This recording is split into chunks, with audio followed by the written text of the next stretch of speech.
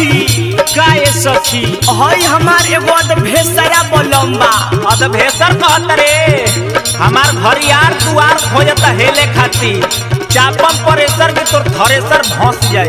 ई का कहत रे सखी का कहिए सखी माखन मलाई और शरीर के छोड़ के मरद हमार जौआ गोरत सखी। जो गोरता की हो गोरता ए सखी देखा बुझत रे कि हमारा कछुआ के पछुआ मर ले बा हमार कछुआ भी टन टन करता। औरतिया कहतिया जब से चढ़ल बा चैत के महीना सखी रहन मरद के भइल बेदीना सखी।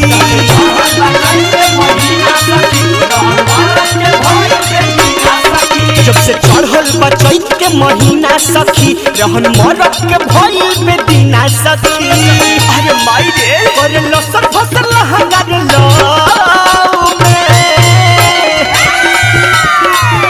जोरीला रोज ताऊ में भतर सुते जाऊ में।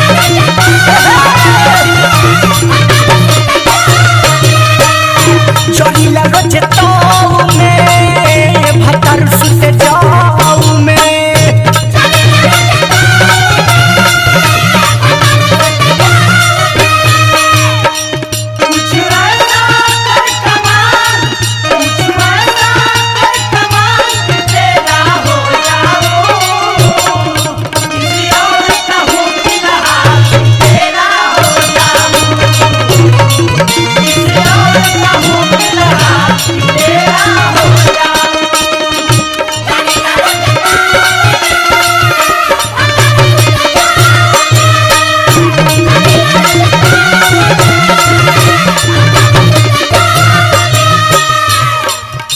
अपन दुख हम विष्णुपुरी चाचा शक्ति सोना शंकर भैया अपू भैया ले कतना बताई हो।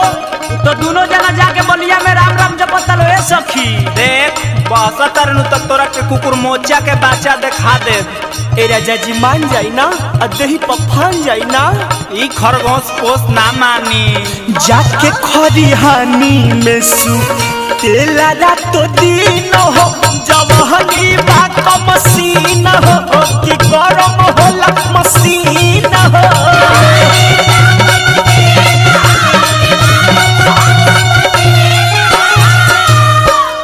ए राजा जी रे वो टावर के पावर खत्म हो गई बा का ते का चाहता रे मन हरदम रहेला नव छाव में।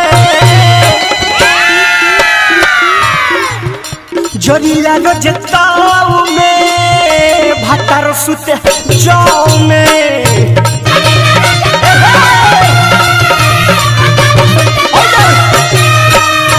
जोरीला रोज ताऊ में भतर सुते जाऊ में।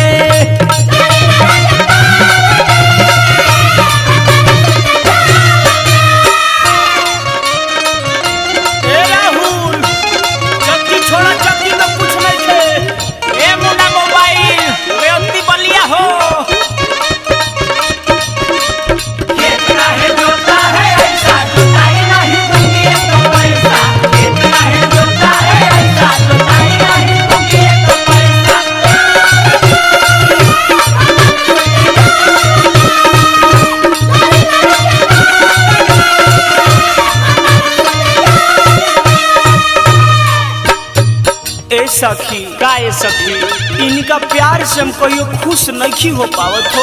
हम जानत तनी से हमारा मूस के जूस के फेरा में पड़ल बाड़े लेकिन तोरा भेटाई ना। ए राजा जी करो ना अरे बड़ा भयंकर बीमारी है चैत में डरो ना। औरतिया कहतिया भैया अरे का हो गोल विष्णुपुरी कबहू प्यार से ना देखत बा कि अछैत घर में पेटत बा कि कबहू नहीं फेकत बा।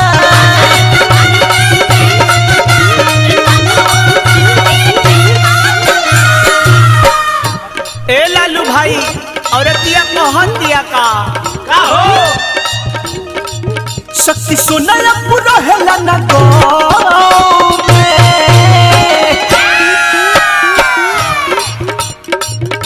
जोरीला रोज ताऊ में भतर सुते सुते जाऊ में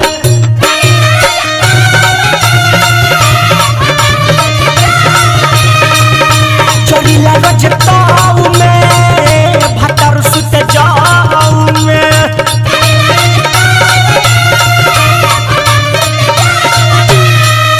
चढ़िला रजताऊ में भतर सुते जाऊ में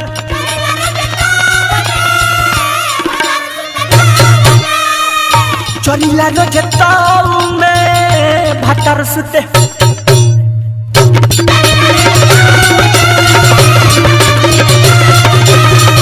चढ़िला रजताऊ में भतर सुते जाऊ में